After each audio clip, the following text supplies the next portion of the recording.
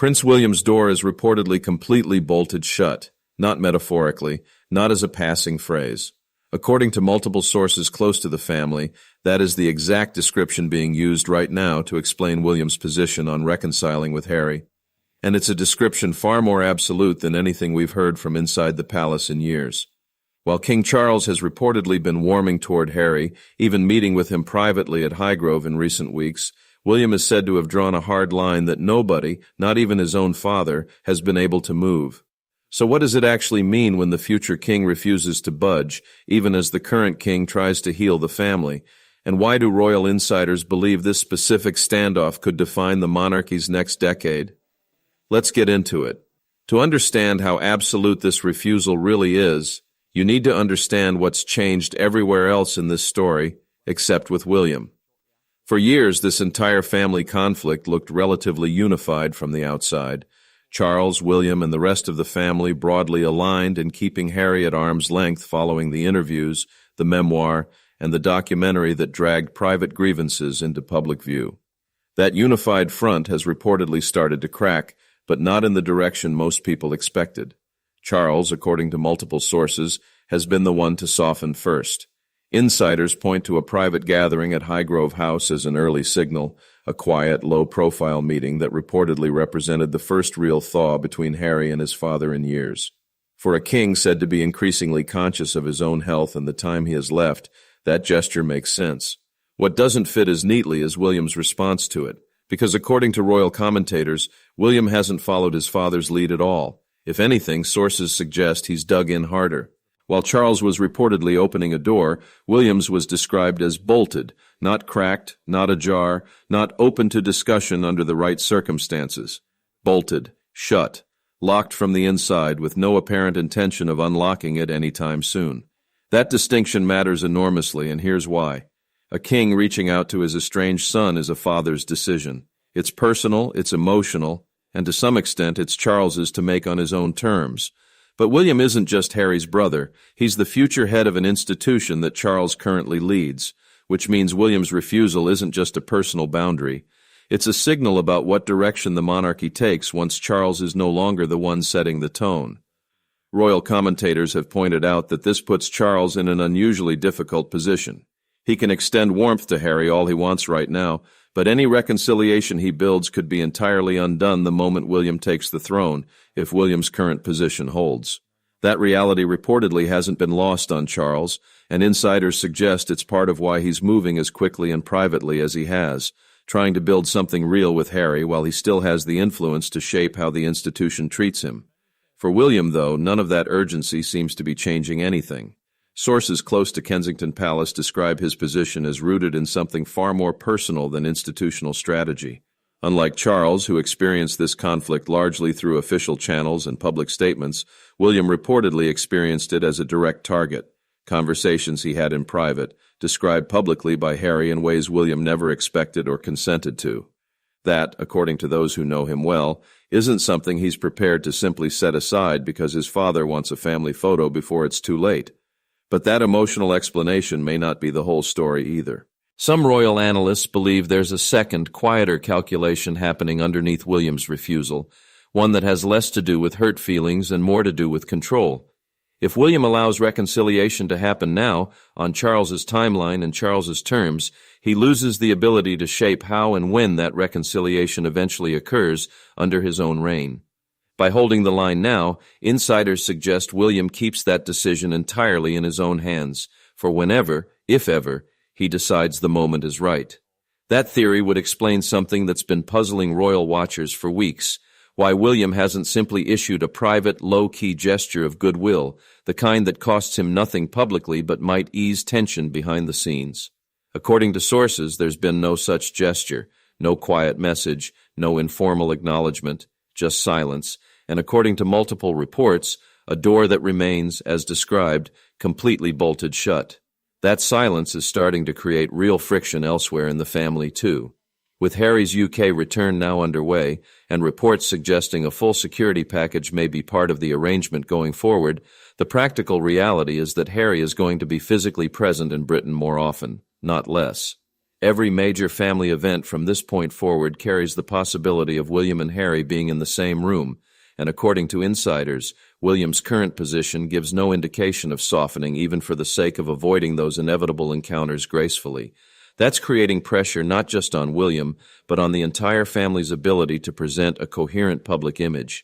Royal commentators note that when the king is visibly reaching toward reconciliation and the future king is visibly refusing it, the family stops looking united and starts looking divided in a way that's difficult for palace communications teams to manage. Every question a journalist asks about Harry's return risks becoming a question about whether William and Charles actually agree on anything right now. There's also a financial and institutional dimension quietly running underneath all of this, with reports indicating Harry's UK security costs could reach several £1 million annually, and with funding discussions reportedly happening at the highest level. William's cooperation, or lack of it, could matter well beyond family dinners. If William remains visibly opposed to reconciliation while the government and palace work through funding arrangements for Harry's protection, some analysts believe it complicates an already politically sensitive situation, potentially inviting criticism from both sides of the debate over whether taxpayer money should support a family member William himself won't fully welcome back. Whether William is aware of that broader complication or simply unwilling to let it factor into a decision he sees as personal is something only those closest to him could say for certain. But sources suggest that even as pressure mounts from multiple directions, his father's wishes, the optics of a divided family, the practical reality of Harry's continued presence in the UK, William's position hasn't moved an inch. That resistance raises an uncomfortable question for the monarchy's future. Reconciliation stories historically tend to resolve eventually, even if slowly. Families drift back together, old wounds fade, and public memory moves on. But every one of those historical patterns assumed the people at the center of the conflict were eventually willing to meet somewhere in the middle. Right now, according to everything being reported, William isn't offering a middle. He's offering a locked door, and nothing insiders have described suggests that's likely to change simply because his father wants it to. There's a deeper layer to this worth examining too, one that goes beyond William's personal feelings toward Harry specifically. Royal commentators have suggested that William's caution here may also reflect a broader philosophy he's developing about how he intends to run the monarchy once he's king, one built around clearer boundaries, fewer informal arrangements, and considerably less tolerance for the kind of blurred lines that allowed this entire conflict to spiral as publicly as it did in the first place. If that's true, then William's refusal isn't just about Harry. It's a preview of a more guarded, more controlled version of the monarchy than the one Charles has led. That shift in approach, if it holds, could have implications far beyond this one-family relationship. Sources suggest William has watched closely as blurred boundaries between official and personal matters created problems repeatedly throughout his father's reign, from Harry's memoir revealing private conversations to ongoing uncertainty about where family loyalty ends and institutional duty begins. A more rigid, clearly defined William, according to some analysts, may be responding not just emotionally but strategically, trying to prevent future versions of exactly this kind of crisis from developing under his own leadership. Still, other royal watchers push back on that reading, arguing that it's simply too convenient to frame personal hurt as calculated strategy. Sometimes, they argue, a locked door is just a locked door, a genuine, unresolved wound that hasn't healed regardless of how much institutional logic might suggest it should. Under this view, William isn't making a calculated leadership statement at all. He's simply a brother who doesn't yet feel ready to forgive, regardless of what that means for palace optics or long-term monarchy strategy. Both interpretations may carry some truth, and royal commentators note that's often how these situations actually work in practice. Personal pain and institutional calculation blending together until it becomes impossible to fully separate one from the other, even for the person experiencing it. William may not fully know himself which motivation is driving his resistance most strongly. What's clear, according to every available report, is that whatever the underlying reason, the outcome is the same. No gesture, no thaw, no visible sign of change. Meanwhile, the clock is reportedly working against everyone hoping for a resolution. Charles's own health situation adds urgency that wasn't present in earlier years of this conflict, when there was an unspoken assumption that reconciliation could simply wait until everyone was emotionally ready. That assumption no longer holds the same way it once did, according to those close to the family, and it's part of why Charles's outreach toward Harry has taken on a different, more immediate tone recently compared to years past. That urgency, though, doesn't appear to be shared by William, at least not publicly. And that gap between father and son, one moving with a sense of limited time, the other apparently unmoved by that same pressure, may end up being remembered as one of the more quietly significant tensions of this entire era, regardless of how loudly or quietly it eventually resolves. So here's where this really leaves things. Charles is doing what a father nearing the end of his reign might reasonably want to do, trying to heal what he can, while he still can. But the institution he's trying to protect doesn't actually belong to him for much longer. It belongs to William next.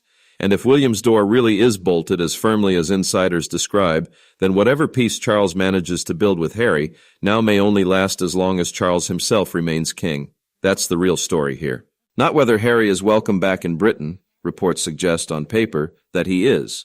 The real story is whether Harry will ever truly be welcomed back into this family, or whether that welcome has an expiration date written into it the moment William takes the throne. There's one more dimension worth considering before we wrap up, and it involves the rest of the family caught in between. Kate, the children, even Camilla and other senior royals are all reportedly navigating this standoff without any clear guidance on how permanent William's position actually is. Royal commentators note that this kind of unresolved tension at the top tends to filter downward, shaping smaller decisions throughout the family. Who gets invited to what? Who's seated near whom? Which anniversaries get marked publicly and which quietly pass without comment? None of that requires an official statement to become obvious to those paying close attention. For the wider public, that ripple effect may end up being the clearest evidence of where things actually stand, regardless of what official channels ever confirm directly. A family photo missing an expected face, an event attended by some siblings but not others, a milestone acknowledged by one branch of the family but not the other, these become the real indicators royal watchers rely on when direct statements aren't available. And based on everything reported so far, those quiet indicators seem likely to keep pointing in the same direction for the foreseeable future. Whether that changes eventually, through time, through pressure, through some future moment none of us can predict yet, remains an open question.